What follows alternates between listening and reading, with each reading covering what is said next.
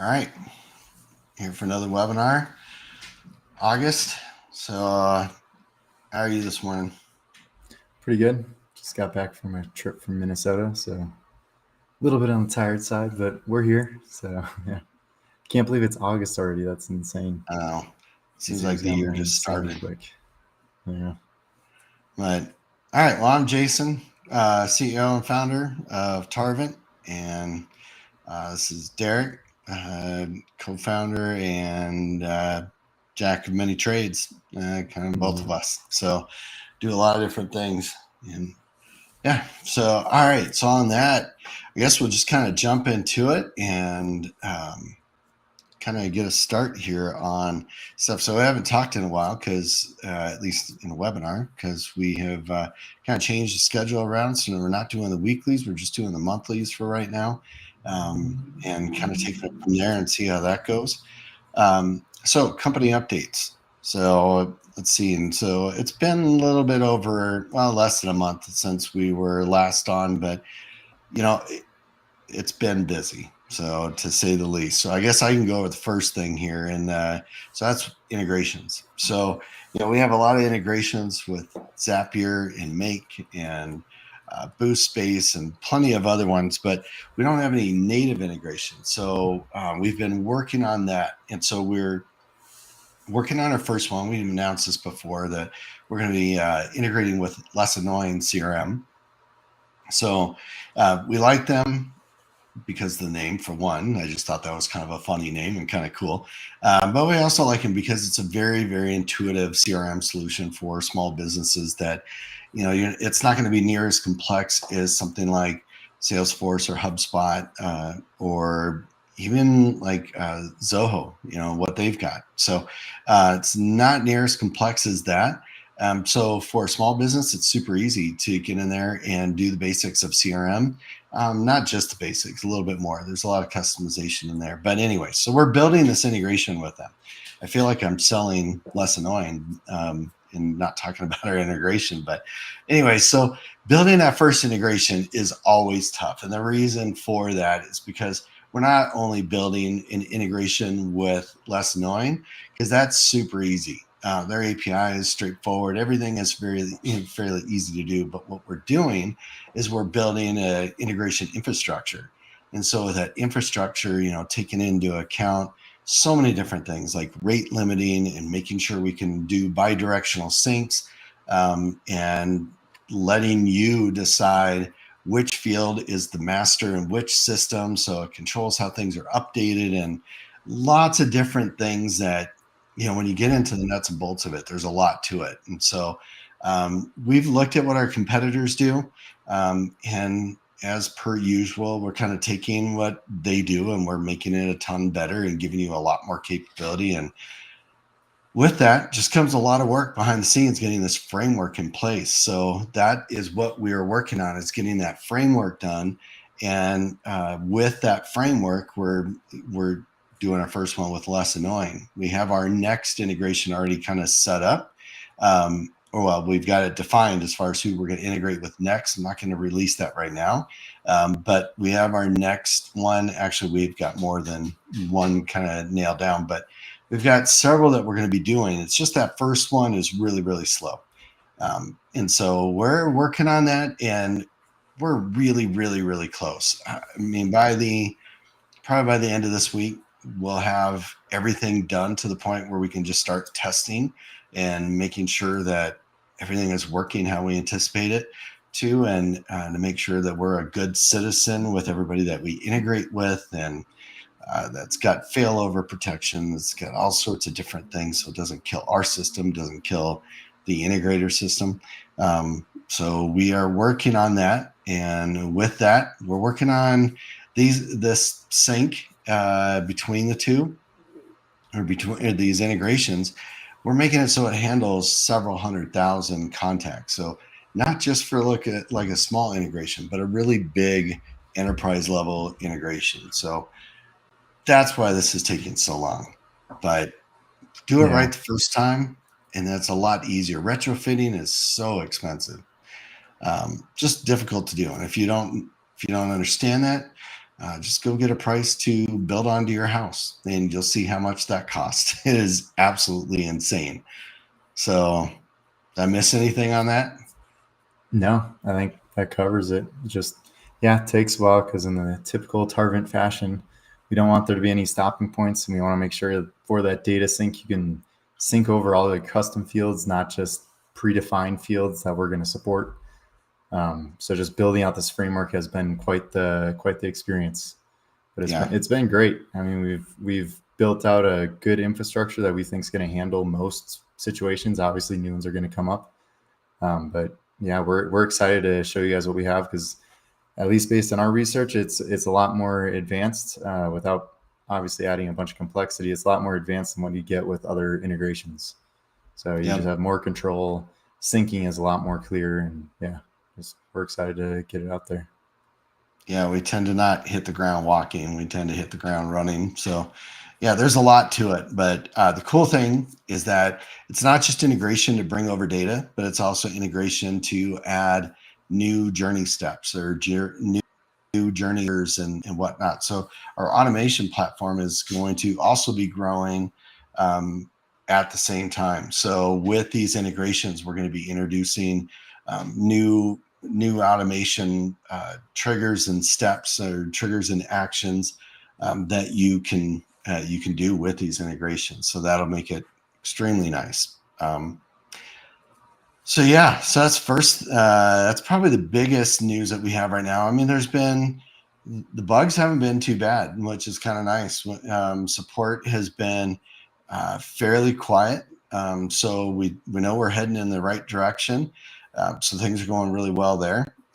So there hasn't been a lot of bugs that we've had to fix. There's been a couple, but it seems like the product is definitely maturing and doing really well. So that part is good.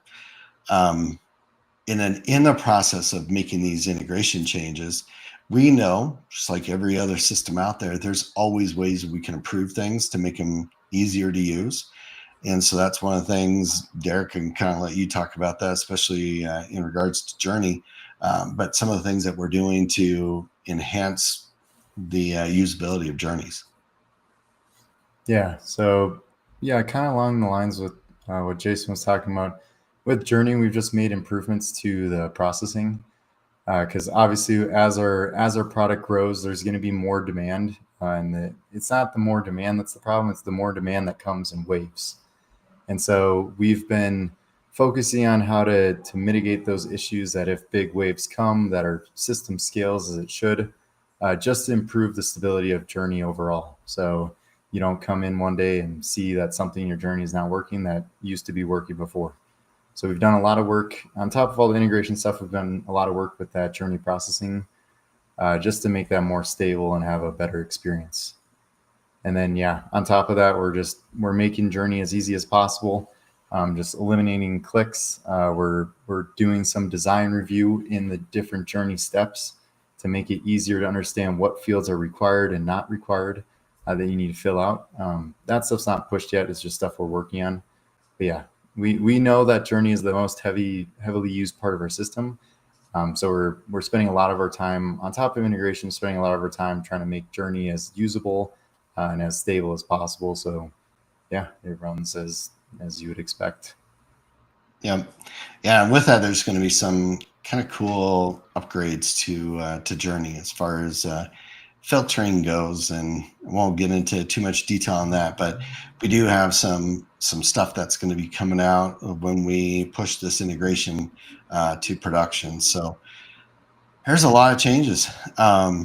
I guess the other thing, I mean, we changed our website, so didn't do a massive change, but we definitely did some changes to our website. So kind of found that our little kind of interactive screen for our editor, some people didn't realize it was interactive. So I didn't, it's one of those things. You think it's super intuitive.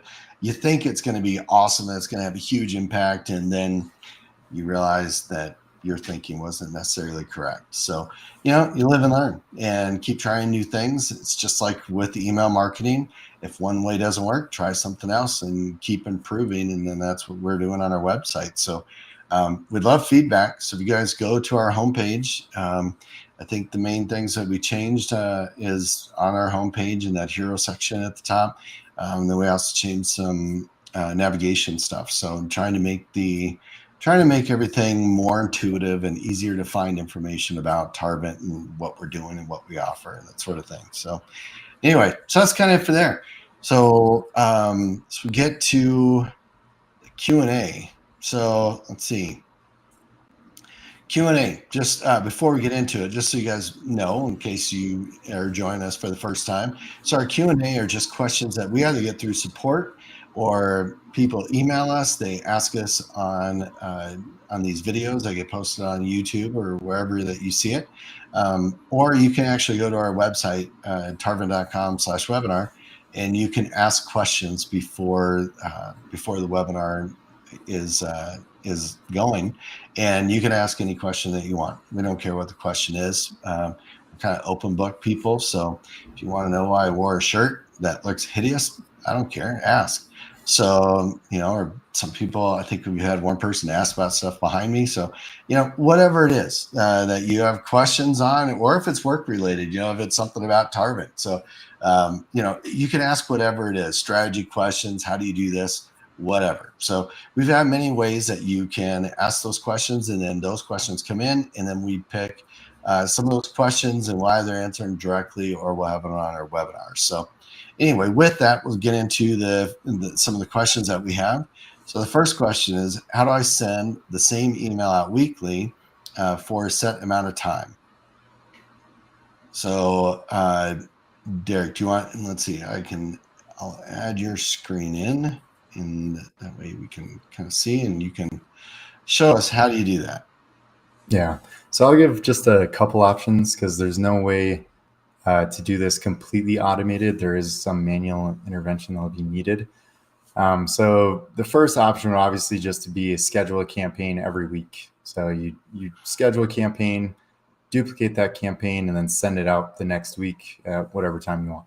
The other option would be to do a journey. So you could do a journey, and I can just go into one quick. While you're pulling up the journey, so that first option where you can just you can schedule a campaign, then you can duplicate the campaign, and you can just keep scheduling. So you can schedule out for a whole year if you want. It doesn't matter. So you can just schedule that. Once you schedule it in our system, then it'll pick up and run when it's supposed to run.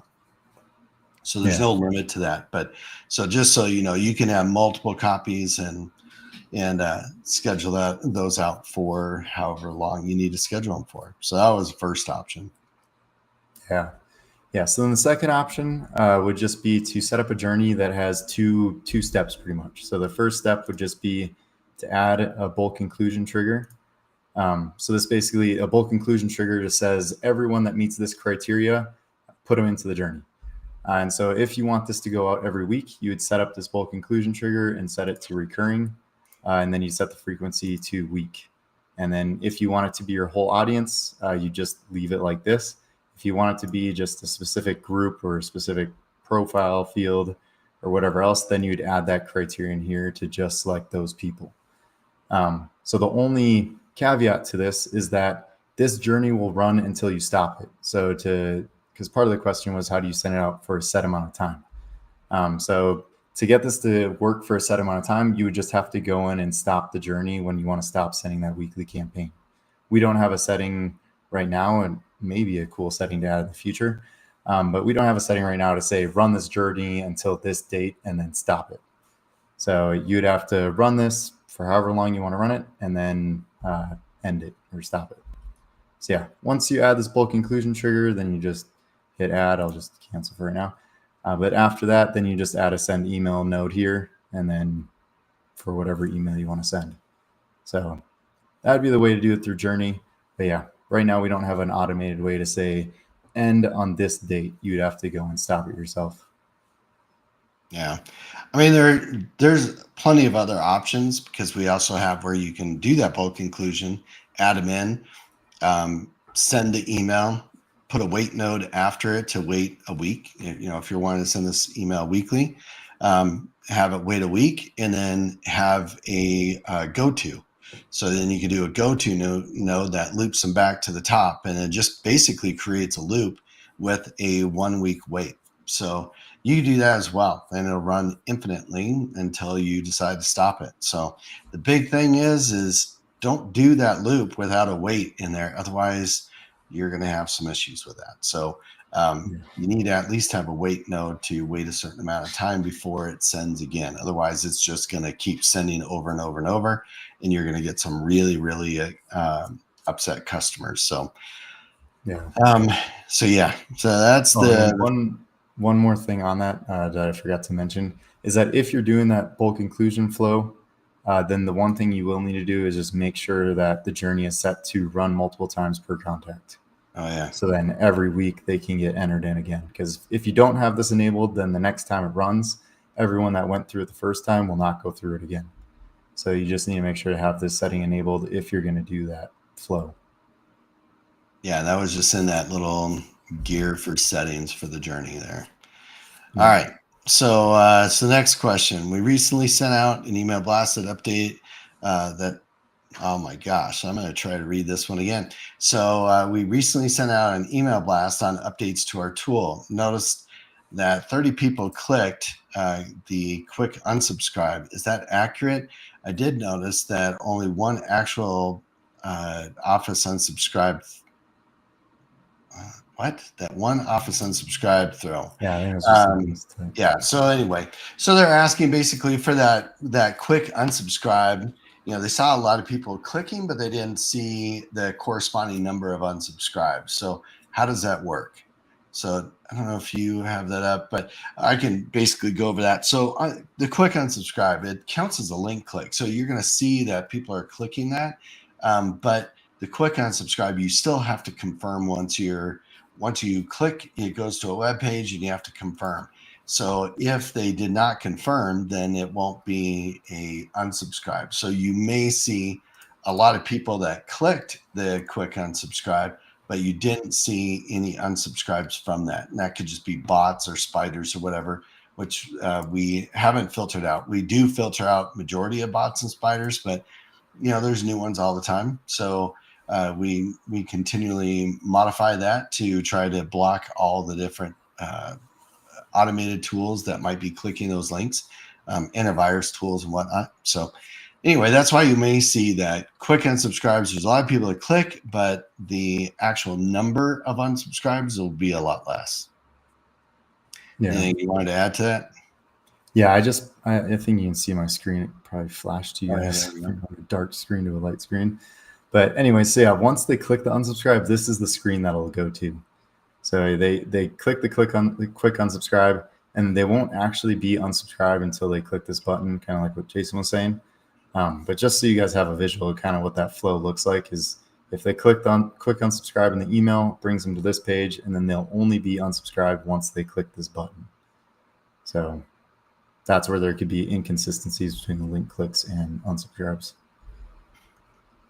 All right. So, all right. Next question. I sent a campaign test to myself, but the personalization isn't working. Why? Yeah, I can answer that one. So, in the campaign test, there's options that you have available. So I'll just go into one quick. So let's just say I want to send a test here. So if you just go through this, you skip this screen and hit next, and then you just put your email address in here and hit send, then none of the personalization is going to work because there's no contact that it's referencing to put that data in, and there's no custom data that you inserted to populate that personalization. So if you want the personalization to work on a test, then that's on the second step of the test screen. That's where you need to set it up. So you can either use values from an existing contact, and then you can just search, and eventually it'll come up. But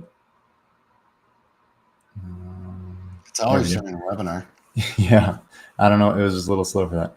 But anyway, so you can search by email and then select a contact that's in your audience. So once you select this contact, then any personalization within the email, it'll pull the data from this contact and populate it within the email.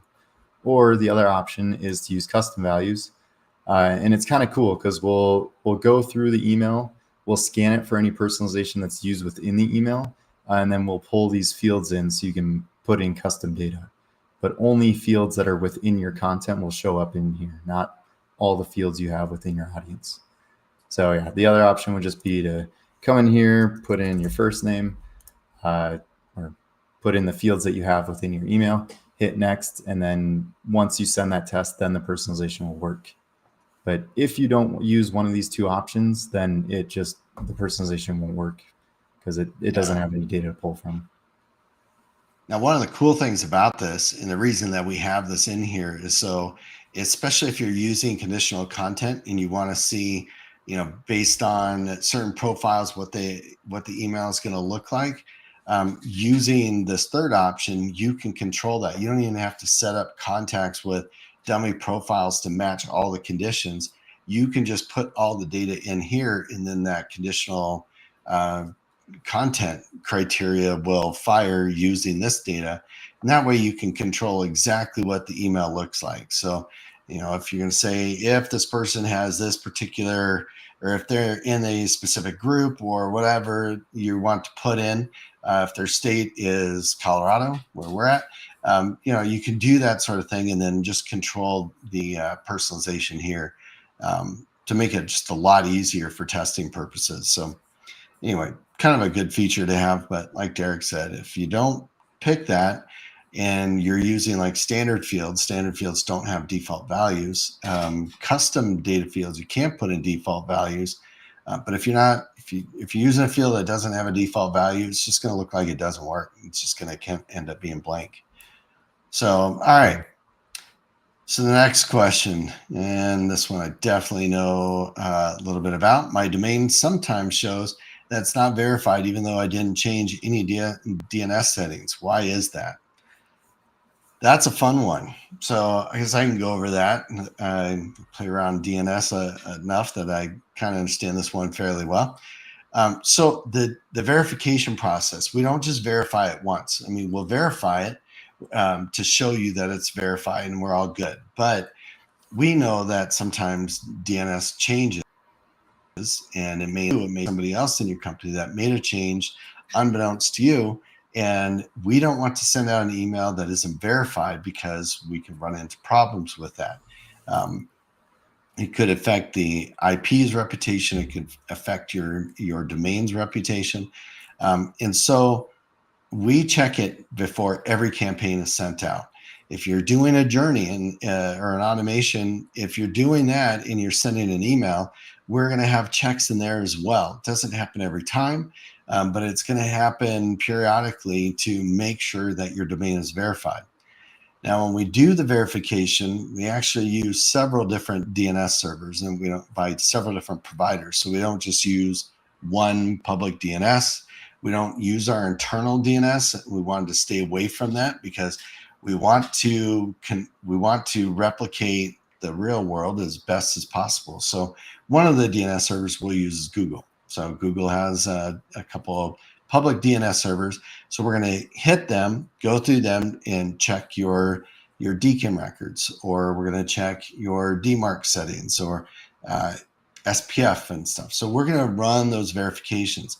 Now, if depending on who you use for your DNS, for your name servers, those may not be very reliable, or they may have thresholds where, if they get checked too many times for your domain, they're going to block checks from us or from somebody else. So that's why in some cases you'll see that it verifies, and in other cases it doesn't. And that's because the name server that you're on, maybe it's Namecheap and you're doing stuff through there, or GoDaddy or Squarespace, whoever you're using to manage the DNS for your domain, they are limiting how many queries can be done against your domain. Or maybe their DNS server just isn't available. So especially if you're running on a very small DNS server, it may not be available. So in those cases, it's going to end up marking your domain as unverified. So we highly suggest that if you run into this problem, often, that you might want to look at moving your DNS to another provider that's more reliable, a bigger DNS provider, like one of the ones I mentioned. So you may want to do that. But those are the primary reasons that you'd run into that. There's some other weird things that can happen, but those are really kind of edge cases I won't get into now. But majority of the time, that's what it is just that we're hitting, and we have, like I said, we don't just use Google. We use several different DNS servers. So if we go to Google and Google doesn't get a response, then we'll hit their primary and secondary. And if that doesn't work, then we go to another provider and we try from them. So we try a whole bunch of different providers before we mark your domain as unverified. So we do try, we try a lot, but that's just what happens sometimes. So again, if you run into that often, you may want to look at changing who you're using for your DNS services. And changing that's really easy. So you go into where you registered your domain, and you just give it new name servers of wherever you're running it from. So you could just go to GoDaddy and sign up there, and then set your domain. They'll give you name servers, and then you go modify it with your registrar. So I know I made that sound really easy, and it's kind of techy, but you'll get through it. If you can't figure it out, just let us know. We can help you out and walk you through all that stuff, because we know that's probably like one of the most techy areas of our system, other than if you were to use our API. So yeah, hopefully that gives you some insight. All right. So the next question: how can I embed a form on my WordPress website? Yeah, I can go over this one. So yeah, embedding your form, it's fairly simple. So you go into your audience. We'll just go into customers, and then we'll just go into form. And just one thing to note: the only form you can embed is the sign up form. All the other forms, like forward to friend, profile update, and unsubscribe, those require contact data to render. So those you can't embed. It's only sign up forms. So I'll just go into the subscribe form. Simple form that we have here. But yeah, to embed, all you do is go into the form, go up to this embed button that's right next to the save button, click that, and then you'll have some options to embed. So you can do linked embed, which is nice because if you do linked embed and you make any changes to your form, then it will automatically update. So if you update styling, add a question, remove a question, then the linked embed will always show the most updated or most recent form. Where unlinked embed, if you do this one, you have a lot more control over the HTML. But if you make any changes, then you'll have to come back into the screen, grab the new code, and embed it again. So we always suggest just using the linked embed because it's a whole lot easier. But anyway, so you'll copy this code, put it into your WordPress website. Depending on what editor you're using, you'll drag on a code block, like HTML code block, and put that in there. And yeah, some other ones I know you have to just add something special to put in code. But either way, you'll just need to put that in using a custom code block in your editor. One thing I have noticed with people putting it into their WordPress website is that sometimes WordPress doesn't render the form on preview. And that's because what happens is WordPress doesn't run the script on the page, which, without getting too techy, the script has to run to render the form. So sometimes in preview, that script doesn't run and the form doesn't show up. So if that's the case, then just try publishing and going to the website to see if that renders in there. I just know that's something that people have run into. But yeah, so you'll just come into form, click embed, grab that code, put it on your website, and it should be good to go. All right. So hopefully that makes sense. And with that, if you want to use whatever form you're using and that form engine supports webhooks, then we do have an inbound webhook. So you can actually just use whatever form you have and then use our inbound webhook to submit all that data to us. So that's another option that you can use. We've just launched that. Well, it's been several months now that since we launched that. But yeah, if you go into your account and then go to, I think it's under account settings, correct? Or audience. Yeah, audience, then Oh, settings, my bad. then Yep. yeah. Right under Yeah. the address area. Yeah. So audience settings, and then you can configure that. And get that working. So, so there's a couple of options. So embedding the form is obviously the easiest one.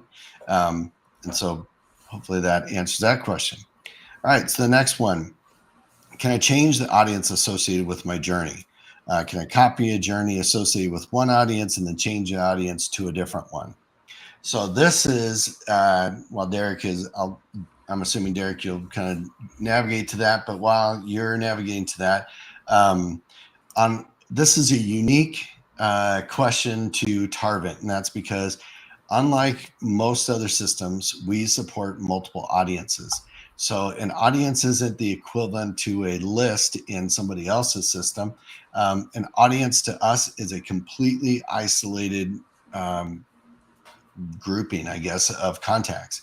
And with those audiences, each audience can have a separate set of custom fields, a separate set of forms, and everything. And you would normally use that to isolate your unsubscribed so you can run multiple brands within a single account. So each brand that you're running, you can run in a separate audience.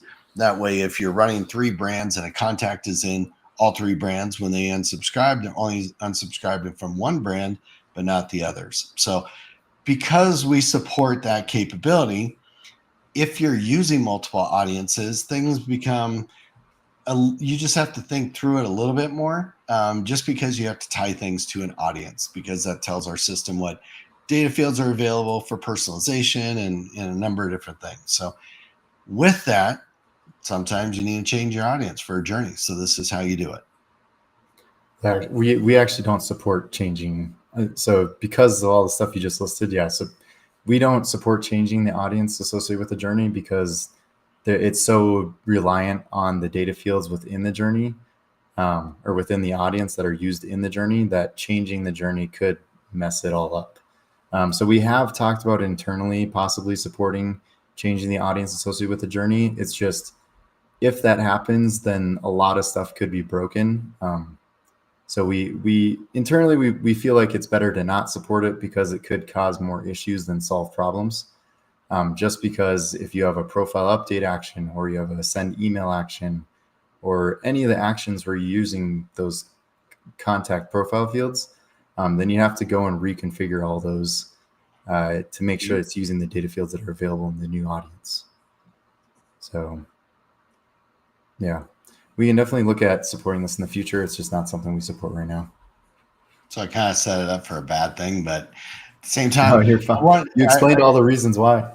Yeah, I know. I mean, audience is just, you really need to pay attention to that. You should not run multiple audiences unless you're running multiple brands or multiple business units within a single brand that are completely isolated.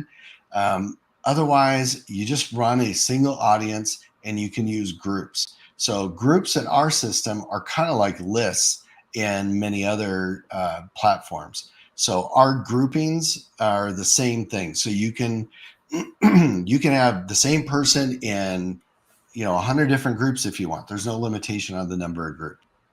So because an audience has the data fields attached to it, instead of which most systems have data fields attached at the account level, ours is at the audience level. So you can run multiple brands that capture completely different information about a contact.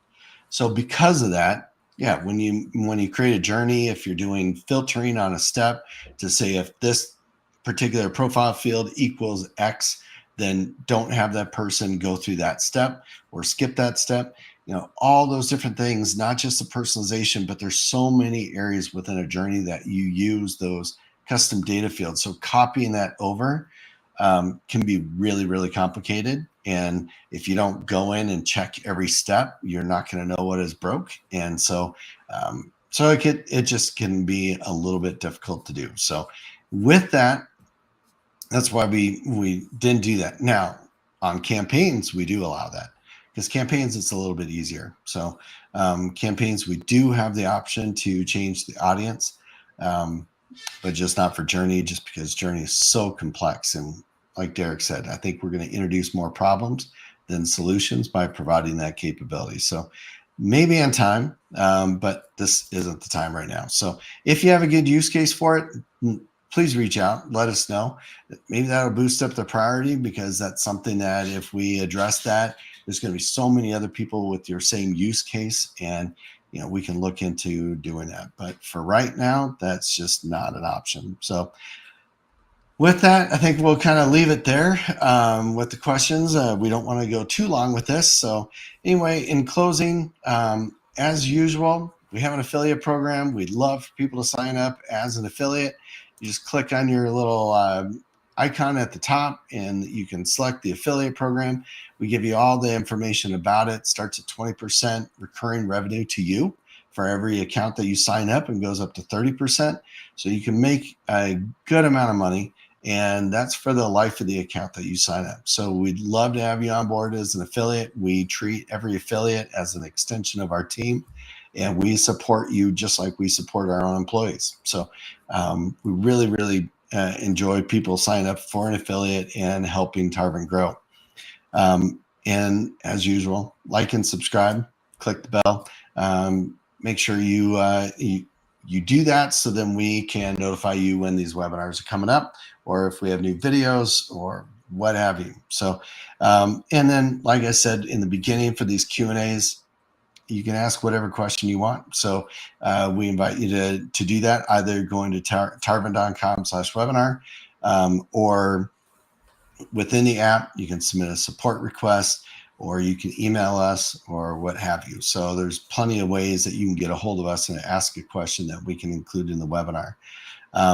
And then we're always on a ton of different social media platforms. So whatever your favorite social media platform is, please follow us. It helps us to know that you're out there, and that people are actually listening.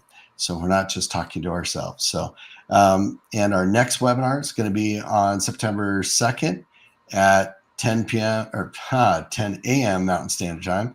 I will not be doing this at 10 p.m. I get up at 4 in the morning. So I can't stay awake that late anymore. But anyway, so I'm an early riser. But with that, I greatly appreciate you taking the time to watch this video.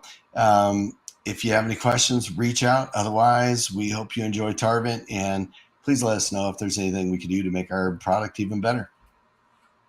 Yeah. Thank you guys for watching.